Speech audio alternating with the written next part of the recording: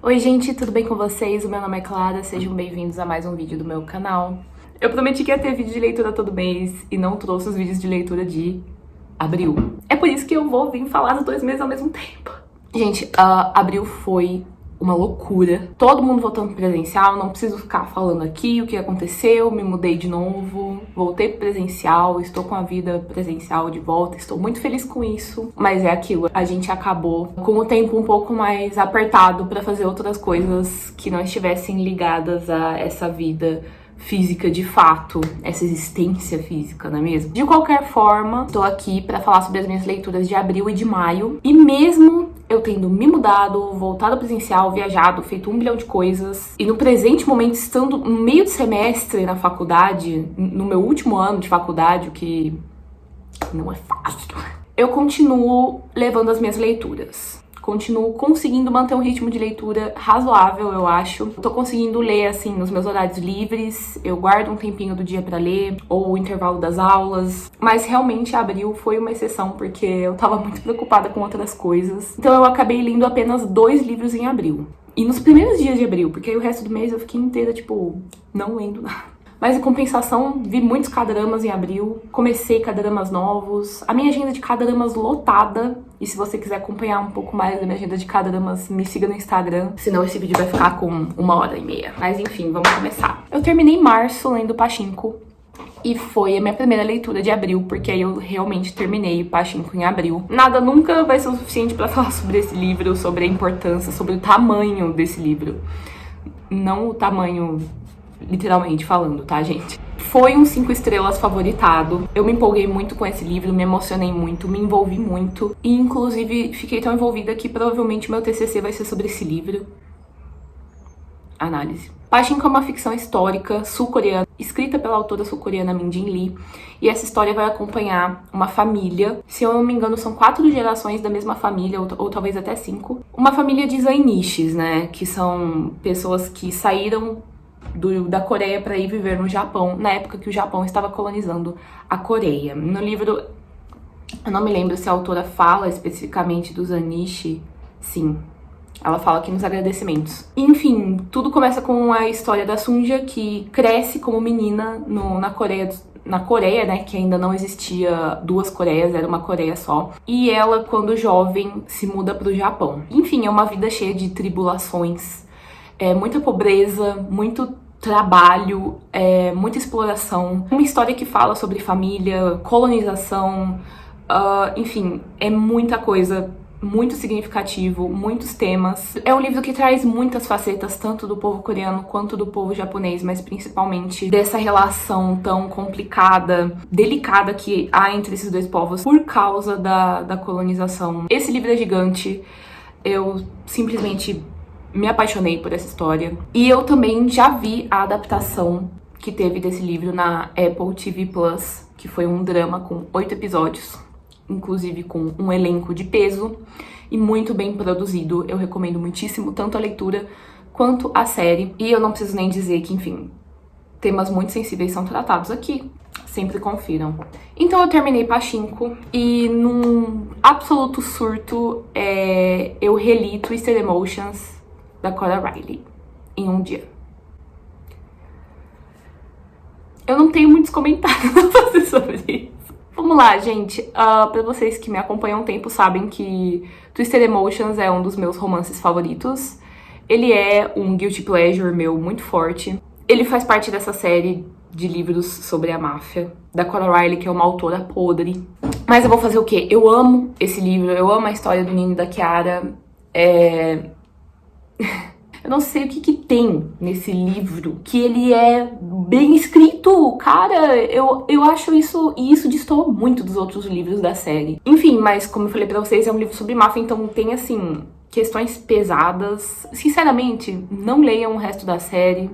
Se vocês querem ler, leiam apenas esse livro. E não tenho mais o que dizer, apenas Mas eu prometo que essa vai ter sido a última vez que eu vou ter relido esse livro, porque eu acho que essa é a 3ª vez que eu releio esse livro. Depois de reler Twisted Emotions em um dia, eu dei uma viajada e levei O Bosque das Coisas Perdidas comigo, da Shea Earnshaw, a mesma autora de A Maldição do Mar. Que é esse livro que eu tava maluca pra ler, porque tinha uma floresta e não sei o que. Mas basicamente por causa da floresta. Só que eu não fui muito pra frente com ele, eu li só umas 100 páginas. Eu realmente não tava no momento de ler, eu tava curtindo outras coisas da minha vida. E eu pretendo voltar com essa leitura algum dia, em breve talvez. Essa garota que vem de uma família de bruxas, que mora perto do bosque. E ela encontra, uma noite ela vai entrar na floresta, como que chama a floresta? O Bosque de Vimy, que é uma floresta mágica super antiga. E ela só pode entrar num dia específico do mês, um negócio assim.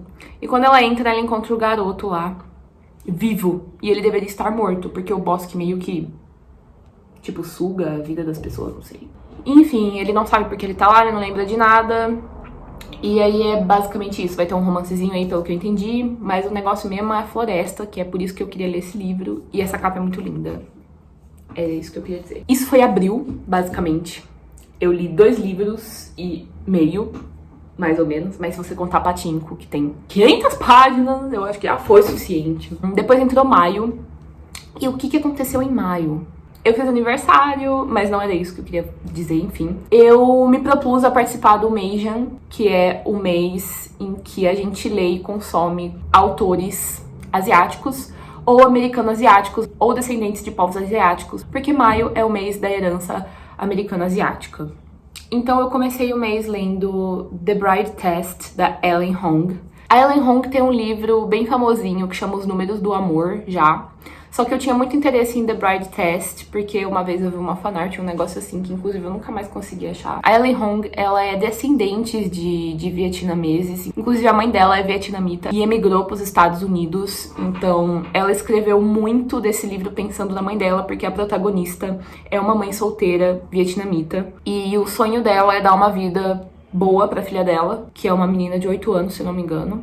Então ela recebe a proposta de uma senhora pra ela ir pros Estados Unidos, pra Califórnia, pra tentar conquistar o filho dela pra casar com ele. Só que esse filho dela, ele basicamente é muito fechado às emoções por causa de alguns traumas dele. E além disso também ele é uma pessoa que está dentro do espectro autista. Então a gente tem esse livro de romance muito interessante, muito gostosinho de se ler e um surto também. Se não me engano, ele é um livro New Adult. A gente conhece um pouco mais sobre a cultura vietnamita. Uma coisa que eu gostei desse livro da Ellen Hong é que existe realmente uma representatividade tanto asiática quanto autista, porque a Ellen Hong, ela é autista, a autora, e ela sabe do que ela tá escrevendo, só que isso não é a coisa principal do livro. Vocês me entendem? O livro não é sobre isso, o livro é sobre o romance entre 2 pessoas.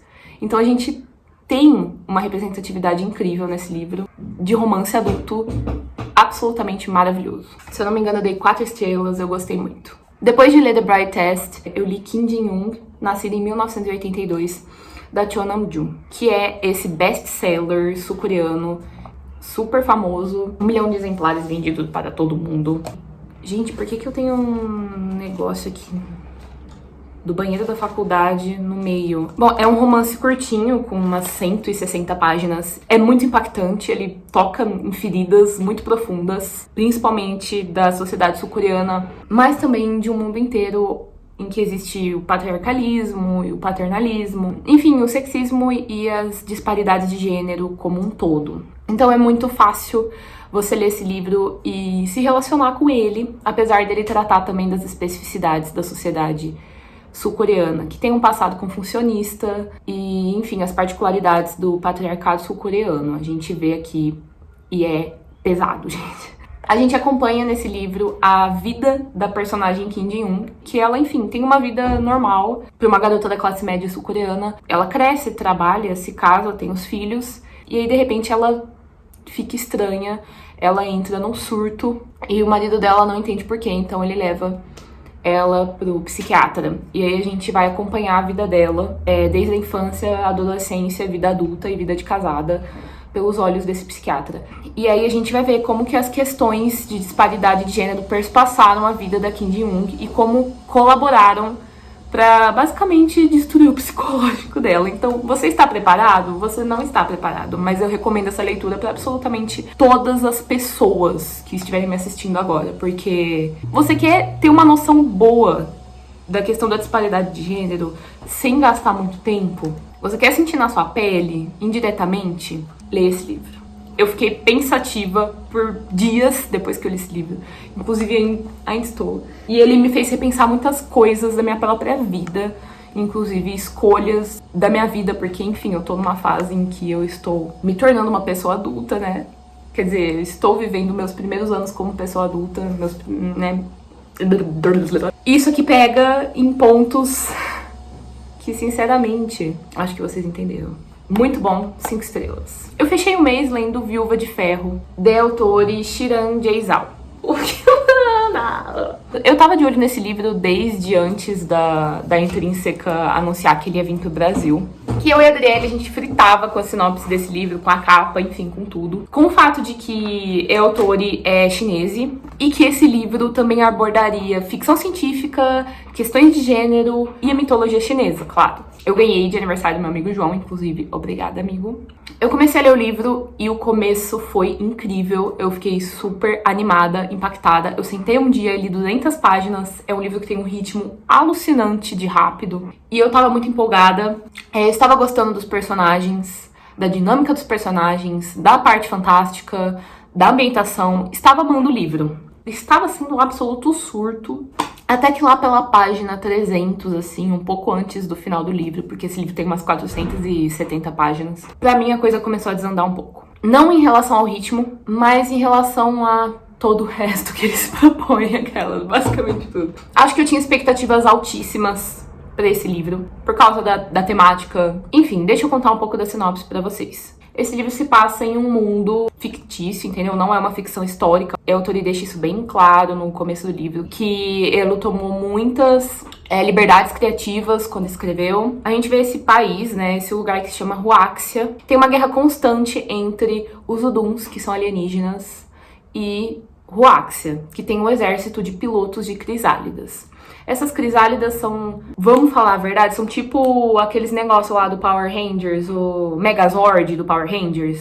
Os pilotos entram dentro das crisálidas, que são essas estruturas de metal que tem o formato de um animal, geralmente um animal que tem alguma coisa a ver com a cultura chinesa.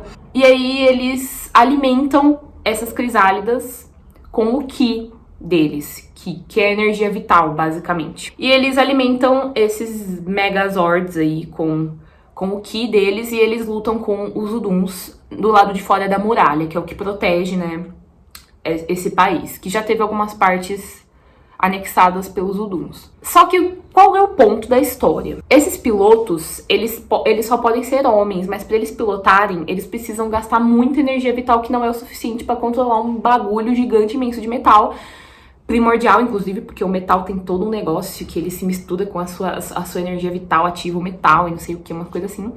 Eles precisam de uma piloto concubina, meus amores, que é basicamente uma garota que tem a sua energia vital sugada pelo cara pra ele pilotar a crisálida. E muitas garotas morrem nesse processo.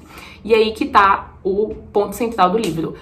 A protagonista, Wu Zetian, que inclusive foi inspirada na única imperatriz chinesa que já existiu na história, ela quer muito se vingar porque a irmã dela foi morta por um desses pilotos, mas ela não foi morta numa batalha, como é o normal, porque o piloto suga toda a vida dela. Ela simplesmente, deliberadamente foi morta, sem mais nem menos, por um dos pilotos, que é tipo um dos caras mais famosos, assim. E ela tem esse desejo dentro dela de vingança contra esse cara, e ela vai entrar pro exército como piloto concubina pra se vingar.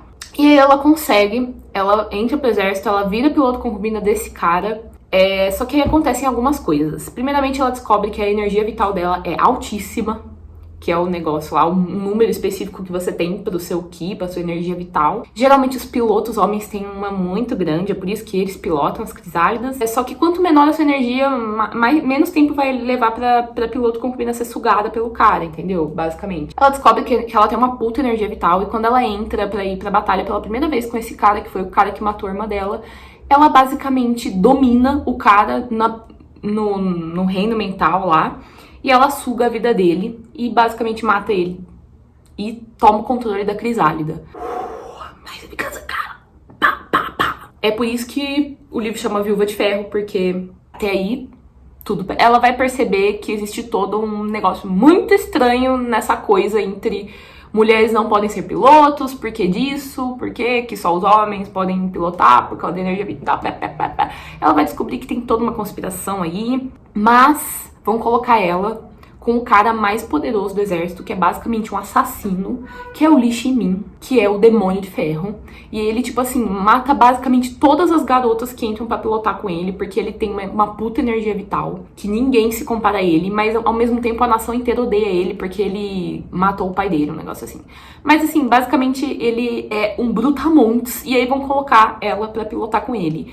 E aí, meus amores, vai dar absolutamente tudo errado. A gente tem representatividade bissexual, e a gente também tem poliamor.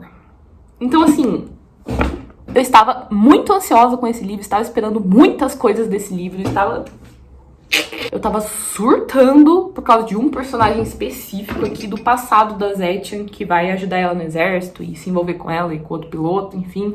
Eu tava basicamente cadelando, latindo e amando esse livro, até que deu uma desandada braba. E eu comecei a perceber coisas que estavam me incomodando na construção da narrativa. Isso tem mais a ver com a questão de... a pauta desse livro, que é a questão de gênero. E principalmente a questão da personagem. Assim, ela tem 17 anos. Eu sinto que pra essa pauta ter sido desenvolvida dentro desse contexto, com essa personagem, dessa forma que a autora quis fazer, deveria ser um livro mais maduro. Deveria ser uma narrativa mais madura. Ele seria talvez muito melhor se ele fosse adulto, se a questão fantástica fosse melhor desenvolvida e se esse final não tivesse sido do jeito que foi, que pra mim foi muito corrido. Parece que as 300 primeiras páginas do livro ele escreveu em 10 anos e as últimas 100 páginas escreveu em 5 dias.